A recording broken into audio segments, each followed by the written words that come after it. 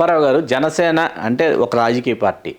అయితే జనసేనకి ఒక కులముద్ర అనేది ఆపాదించారా, లేదా జనసేన ఆపాదించుకుందా తనకు తాను? ఎందుకు ఈ ప్రశ్న వేస్తున్నానంటే, జనసేన పార్టీలో పోటీ చేస్తున్నటువంటి అభ్యర్థులు కాపులు అనుకుందాం కాసేపు. అట్లాగే జనసేనలో ఉండేటటువంటి కాపు నాయకులు, జనసేనని బలపరుస్తున్న, జనసేనకు మద్దతు పలుకుతున్నటువంటి కాపులు, వీళ్ళు మాత్రమే ఈ కులస్తుల తెలుగుదేశం వైకాపాలలో ఉన్నటువంటి కులస్తులు కాపులు కాదా? ఇక ఒక స్పష్టమైన విభజన రేఖ జనసేనలో ఉన్నటువంటి కొంతమంది దీనిని విభజించారు, ఈ స్పష్టమైన విభజన రేఖ తీసుకొచ్చారు. ఎందుకు జరిగింది ఇది? ఇప్పుడు ఒక్కటే ఏంటంటే పొలిటికల్ ప్రతివాడు చెబుతారు ఒక కులం వాళ్ళే ఓట్లు వేస్తే గెలుస్తారా అని ఒక మాట అంటారు. అవును, అది తిరిగి గెలవరు, దాని ప్రత్యేకంగా ఎవరు చెప్పాల్సిన అవసరం అట్లా ఎవరు అనుకోరు కూడా. అయితే ఇక్కడ ఆంధ్ర రాష్ట్రంలో రాజకీయ పార్టీలు అన్నీ కూడా పార్టీ పేరు ఏం పెట్టుకున్నా కూడా దాని వెనక ఏదో ఒక కులమే నడుపుతా ఉన్న దశ ఒకటి ఉన్నది. గతంలో ఒకటి స్వాతంత్రానంతరం వచ్చిన కాంగ్రెస్ పార్టీది పెట్టండి, ఎందుకంటే కాంగ్రెస్ పార్టీలో ఒకప్పుడు బ్రాహ్మలు వాళ్ళు ఆధిపత్యం చెలాయించారు. క్రమంగా వాళ్ళని డామినేట్ చేసి వచ్చింది రెడ్డి కమ్యూనిటీ. అదే రెడ్డి కమ్యూనిటీ ఆధ్వర్యంలో అది పతనం అయిపోయింది, పార్టీని పక్కన పడింది, అది అయిపోయింది. ఇవాళ మళ్ళీ అదే రెడ్డి సామాజిక వర్గం ఆధిపత్యంలో ఏర్పడిందే వైఎస్ఆర్సీపీ. అట్లాగే కమ్మవారి ఆధిపత్యంతో పెరిగిన పార్టీ వాళ్ళని బేస్ చేసుకొని వచ్చింది తెలుగుదేశం పార్టీ. ఎవరెన్ని చెప్పినా కూడా ఇది వాస్తవం. అట్లా కాపు కమ్యూనిటీ కూడా మాకంటూ ఒక రాజకీయ పార్టీ కావాలి అనే కోరిక కాపు జాతిలో ఉన్నది. అదే పార్టీ పెట్టేవాళ్ళు, నిర్వహించేవాళ్ళు ఎక్కడైనా అక్కడైనా ఆ పార్టీలో అయినా కులం అని పైకి ఎత్తుకోరు. అయితే ఇక్కడ దౌర్భాగ్యం ఏంటంటే ఈ ఆధిపత్య కులాలు వాళ్ళు ఒకళ్ళనొకళ్ళు గొడవ చేసుకోరండి.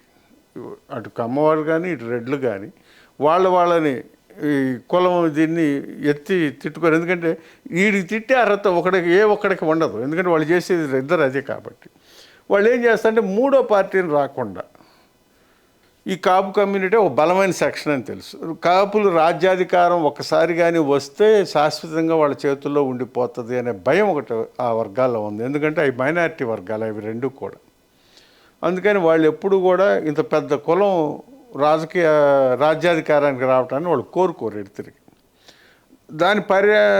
దాని పర్యవసానం ఏంటంటే ఆనాడు ప్రజారాజ్యం పార్టీ కానీ తర్వాత జనసేన పార్టీ కానీ పెట్టగానే దానికి వెంటనే కాపుల పార్టీ అని కాపులు ముద్రేసి ప్రచారం. వీళ్ళకంటే కూడా వీళ్ళకి తెలియదు, అట్లా మనం చెప్పుకోకూడదైనంత రాజకీయ పరిజ్ఞానం కూడా తక్కువ మందిలో ఉంది. ఎక్కువ మంది మా పార్టీ అనుకునే ధోరణి కూడా ఉంది, దీన్ని మనం కాదని చెప్పలేం. అయితే వాళ్ళ ప్రచారం ఎక్కువ. ఇవాళ మీడియా కూడా మొత్తం ఆధిపత్య కులాల చేతుల్లోనే ఉంది. వాళ్ళు ఇచ్చే ప్రచారం అట్లా ఉండదు. మీరు చూడండి, ఏదన్నా ఒక విషయం చర్చ జరిగేటప్పుడు జనసేన పార్టీ చర్చ వస్తే కాపు కులాన్ని కాపు కుల సంఘం వాళ్ళని పిలుస్తుంటారు మీడియా వాళ్ళు. అదే వైఎస్ఆర్సీపీ జరిగినప్పుడు రెడ్డిని దారే, లేకపోతే టీడీపీ గురించి మాట్లాడేటప్పుడు ఏ కమ్మవాడిని తీసుకురారే. ఒక్క జనసేన ప్రజారాజ్యం అప్పుడే కాపుల్ని ఎందుకు తెచ్చారు వీళ్ళు? అది వాంటెడ్లీ ఒక పథకం ప్రకారం కులముద్ర వేయటానికి చేసిన కుట్ర ఇది. దానికి వాళ్ళు చేశారు. దాన్ని అట్లా వీళ్ళు వాళ్ళకి కూడా ఏంటంటే జనసేన పార్టీ వాళ్ళు ఇది కాపులదే అని వాళ్ళు అట్టాగే ఫీల్ అవుతారు. నిన్న మొన్న చూడండి, ఎక్కడ దాకా వద్దు మనం, పోతిన మహేష్ అని ఒక అతను ఎవడో పార్టీ వదిలి వెళ్ళాడు. ఆయన జనసేన పార్టీని విమర్శిస్తా మాట్లాడితే కాపులను వాడతాడు చూడండి. అవును, అతను ఇంటర్వ్యూ అంతా చూడండి. కాపులు అమాయకులు, వాళ్ళని వాడేస్తున్నాడు, వాళ్ళని ఇట్లా తాకట్టు పెట్టేస్తున్నాడు, వాళ్ళని అమ్మేశాడని అంతా కాపులు చుట్టూ తిప్పుతాడు. అతను కాకపోయినా అందుకని అతను కాదు కాబట్టి ఇట్లా అది జరిగేదే. కానీ ఒకటి ఏంటంటే కాపులు కూడా గ్రహించి, కాపు సంఘాల్లో పనిచేస్తున్న నేను నాకున్న అనుభవంతో చెప్పేది, కాపులు రాజకీయ పార్టీలోకి వెళ్ళాక రాజకీయ నాయకులుగానే వ్యవహరించాలి తప్ప కుల నాయకుల పాత్రగా కులాన్ని ఓన్ చేసుకొని మాట్లాడటం అనేది ఒకటి వీళ్ళు తగ్గించుకుంటే అంత బాగుంటుంది. కులం కోసం, కులం యూనిటీ కోసం కుల సంఘాలు పనిచేసుకుంటాయి. రాజకీయాలకు వచ్చేసరికి రాజకీయ నాయకులుగానే వ్యవహరించాలి తప్ప కులం ముద్ర తెచ్చుకోకూడదు.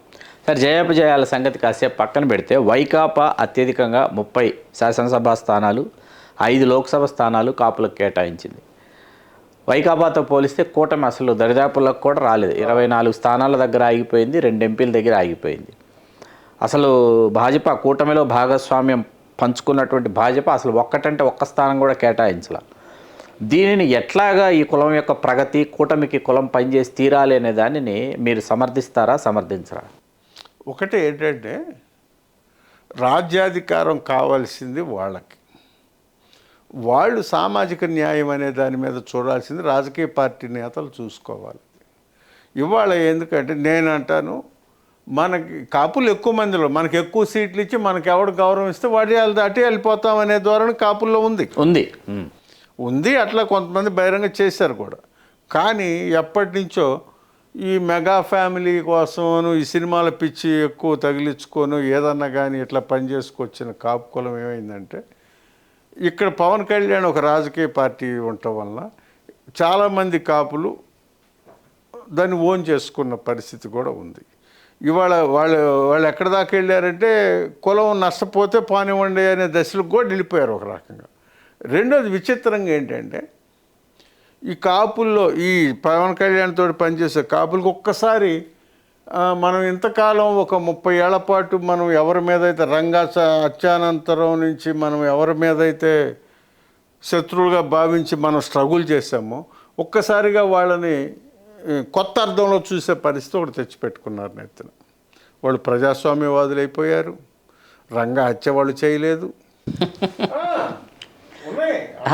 ఇంకా రంగా గారి హత్య వారు చేయలేదు. మరియు రంగా గారి హత్యకు డాక్టర్ వైఎస్ రాజశేఖర రెడ్డి గారు కారణం అనేటటువంటి పరిస్థితుల దాకా వెళ్ళిపోయింది. ఇచ్చేసి దాన్ని అట్లాంటి థియరీని ఒకటి జరిగిన ఒక కల్పిత కథ ప్రచారం చేయడానికి కూడా మీడియాలో ఒక సెక్షన్ కొంతమందిని తయారు చేశారు, దాని డబ్బు పెట్టి దానికి నడిపించారు. అవును, వాస్తవం అది.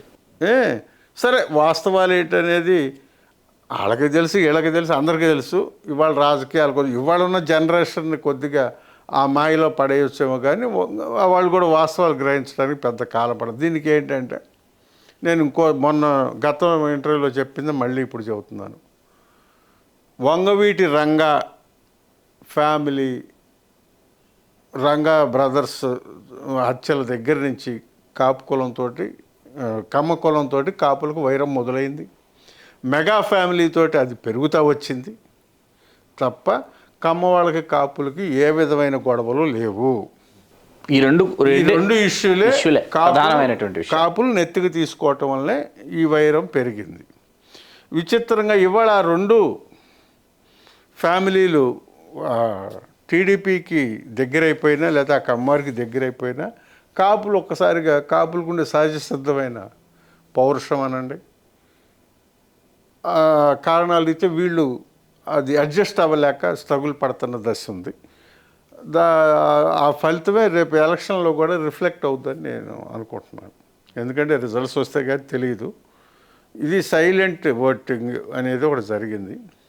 విస్తృతంగా ప్రచారం, ఎందుకంటే ప్రపంచవ్యాప్తంగా అందరూ వచ్చేసి ఏపీలో ఓట్లు వేసేసారని చేసే ప్రచారం ఏదైతే ఉందో, అవును, అదొకటి విచిత్రమైన వాదన అది. ఎందుకంటే 4,30,00,000 ఏమో ఓట్లు అక్కడ. బయట ఊళ్ళు బయట ప్రాంతాల్లో ఉన్నాయి. నాకు తెలిసిన లెక్కల్లో 30-35 లక్షల మంది బయటకి ఉన్నారు అనేది తేలుతుంది ఓటర్స్. మరి వాటిలో ఎంతమంది వచ్చారు? వచ్చిన వాళ్ళందరూ కూటమికే వేశారా? ఖచ్చితంగా కూటమికే వేసి ఉండాలి వాళ్ళు చెప్పే వాదన. నాకు తెలిసి ఇక్కడ ఇళ్లలో పని పాటలు చేసుకునే ఆడవాళ్ళు, అసలు కూలి పనులకు వచ్చిన వాళ్ళు, జంట నగరాల్లో వాచ్మెన్ 8 బస్సులు నాకు తెలిసినాయి. 8 బస్సులు వైఎస్ఆర్సీపీ. మీకు తెలిసినవి? నాకు తెలిసిన 8 బస్సులు పెట్టారు. మా పని వాళ్ళు ఒకళ్ళు ఈస్ట్ గోదావరి వాళ్ళు కొంతమంది ఉన్నారు, ప్రకాశం జిల్లా వాళ్ళు ఉన్నారు. వీళ్ళు వెళ్ళిన బస్సులన్నీ వైఎస్ఆర్సీపీ వాళ్ళు పెట్టిన బస్సులకే వెళ్ళారు. మరి వచ్చే వాళ్ళందరూ టీడీపీ వాళ్ళు వచ్చేసారంటారు. అది ఎట్లా వచ్చారో కూటమి వాళ్ళు అనేది మనకు అర్థం కాని విషయం. అది సరే, 35 లక్షలు ఎన్ని లక్షలు వచ్చారనేది ఫస్ట్ పాయింట్. ఆర్టీసీ బస్సులు 3,500 పెట్టారా అంట. 3,500 ఆర్టీసీ బస్సులు, ప్రైవేట్ బస్సులు ఎన్ని వచ్చినాయి? బస్సుకి 50 మంది 60 మంది మించి పట్టరు, 50 ఎక్కువ ఇవాళ బస్సులు సీటింగ్ టైప్లో. మరి అన్ని లక్షల మంది రావాలంటే బస్సులు పెట్టలేదు కదా, మరి ఎట్టొచ్చారు ఎట్టేస్తారు తెలియదు. రెండోది బెట్టింగ్లు ఒకటి. ఒక వీడియో చూశాను నేను, నాకు ఆ వీడియో చాలా వాస్తవానికి ఆ వీడియోలు చేసి ఆయన వైఎస్ఆర్సీపీకి ఫేవర్గా చేస్తాడు, అందులో డౌట్ లేదు.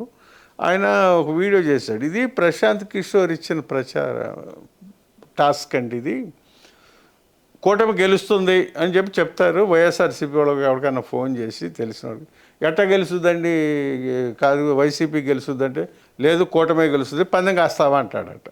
ఎంత కోటి పెడతావా, 2 కోట్లు పెడతావా, 3 కోట్లు పెడతావు అంటాడు. అవతల ఆయన కోట్లు డబ్బులు అనేసరికి వెనక్కి తగ్గి ఏమోలేండి మాకెందుకంటే. ఇది ఒక ప్రచారం ఎలక్షన్ ముందు. ఈ వీడియో ఆయన చేసిన వీడియో నేను ఎలక్షన్కి వారం రోజుల ముందు వచ్చింది, 6 రోజుల ముందు వచ్చింది. నేను చూశాను ఆ వీడియో, చూసి నవ్వుకున్నాను, ఇది ఒక ప్రచారం ఉందని. కానీ తీరా వాస్తవం చూస్తే ఇప్పుడు అది ఎక్కువ అయిపోయింది. ఆ ప్రచారం ఆ ప్రచారం ఎక్కువై బెట్టింగ్ల దాకా కూడా వెళ్ళింది. సరే, అది గెలుస్తుందా లేదనేది పక్కన పెట్టండి. ఇక్కడ ఏంటంటే, నేను ఇంతకుముందు చెప్పా, 2 నాయకులు నిలబడ్డారు. ఇవాళ సీన్లో ఉంది జగన్మోహన్ రెడ్డి, చంద్రబాబు నాయుడు ఉన్నాడు. చంద్రబాబు నాయుడు అంటే సామాన్య జనానికి అందరికీ తెలుసు, ఈయన బాగా వాగ్దానాలు చేస్తాడు, ఇతను అవేమి చెయ్యడు అనేది. అది కాపులుగా బాగా అనుభవం, మాకు కాపులుగా అనుభవం, ప్రత్యక్ష అనుభవం. వాగ్దానాలు ఇస్తాడు, ఈయనేమి చేయడు, ఎగనవుతాడు అని. జగన్మోహన్ రెడ్డి ఆయన అసలు కాపులకేమి ఇవ్వను అన్నాడు. సరే, అమ్మఒడి కాపుల కోసం పెట్టన్నాడు, ఆయన డబ్బులు వేసాడు చాలామంది. ఇక్కడ నేను అప్పుడు అన్నట్టు ఇప్పుడు కూడా ఇట్లా ఆ ఇద్దరిని పెట్టుకొని ఎవరికి చేస్తారు ఏమిటి అని చూసుకోవాలి. రెండోది, ఎంతసేపటిగా జగన్మోహన్ రెడ్డిని, కూటమి వాళ్ళు జగన్మోహన్ రెడ్డిని తిట్టే ప్రోగ్రాం తప్ప ఈ రకంగా ఇవి చేస్తాము, కనీసం బీజేపీ పొత్తులు అన్న పోలవరం పూర్తి చేస్తామనే మాట అన్న వాళ్ళు లేదు. వాళ్ళు ఎక్కడ పోతే ఇంకా విభజన హామీల గురించి ఎత్తలేదు. 2014లో మోడీ ఏం మాట్లాడు, కనీసం అవి కూడా చెప్పే ధైర్యం లేదు ఈ ఏది బీజేపీ పార్టీకి. ఇక టీడీపీ అంటావా, ఎంతసేపు జగన్మోహన్ రెడ్డిని సైకో అని తిట్టడం తప్ప ఆయన ఇచ్చినవి మేము ఇస్తాం. అసలు వాలంటీర్లకి డబుల్ శాలరీ 5,000 10,000 ఇవ్వడంలో మీ ఫెయిల్యూర్ అసలు అంగీకరించినట్టే. ఎందుకంటే జగన్మోహన్ రెడ్డి చేసిన అన్ని మీరు అంగీకరించినట్టే, వ్యవస్థని ఆయన వ్యవస్థను మీరు అంగీకరించినట్టే. సంక్షేమ పవన్ కళ్యాణ్ కూడా మాట జారటమే ఉంది. చంద్రబాబు దీని బాటలోనే పోతా సంక్షేమ కార్యక్రమం ₹1 ఎక్కువ ఇచ్చేవాళ్ళమే కానీ మేము తగ్గించేవాళ్ళం కాదని ఆయన అదే చెప్పుకున్నాడు. ఈ రకంగా వీళ్ళు జగన్మోహన్ రెడ్డిని గురించి జగన్మోహన్ రెడ్డి కంటే కూడా వీళ్ళు ఎక్కువ ప్రచారం చేసిన పరిస్థితి ఒకటి కనపడింది. సో రిజల్ట్స్ ఏంటి అనే దానికంటే కూడా వచ్చినప్పుడు చూడటమే తప్ప ఇప్పుడు వీళ్ళు గెలుస్తారు వాళ్ళు గెలుస్తారు, ఎవడ గెలిచినా కూడా ఇవాళ ఆ హామీలు ఆ సంక్షేమ కార్యక్రమాలు వాటితోటి ఎట్లా ఉంటుందంటే, అభివృద్ధి అని వీళ్ళు చెప్పేది సంక్షేమంలోనే అభివృద్ధి ఉంటుంది, అందులో ఇదేమీ లేదు. వీళ్ళు చెప్పే ప్రత్యేకమైన అభివృద్ధి కూడా ఏంటి అనేది చెప్పరు. ఈ ఫలితాలు రిజల్ట్స్ ప్రజలు ఏ వైపుగా ఉన్నారు ఏంటి అనేది 4వ తారీఖు బయటపడుద్ది. ఏదొచ్చినా కూడా ఇప్పుడు మేమే స్పెక్యులేషన్ వాళ్ళం కాదు. మా కాపులు కావాలి, కాపులు ఏదో ఒక కీ రోల్ ప్లే చేయాలనుకున్నాం, అది ఈ ఎలక్షన్లో పోయింది, అది చూద్దాం. Please do subscribe to Telugu Rajyam channel. Please do subscribe to Telugu Rajyam channel. Please do subscribe to Telugu Rajyam channel. Hi అండి, నేను మీ ఆర్పీని, నెల్లూరు పెద్దారెడ్డి చేపల పులుసు ఓనర్ని. మీరు తెలుగు రాజ్యం అనే ఈ యూట్యూబ్ ఛానల్ సబ్స్క్రైబ్ చేసుకుని మంచి మంచి వీడియోలతో వస్తారు. Thank you so much.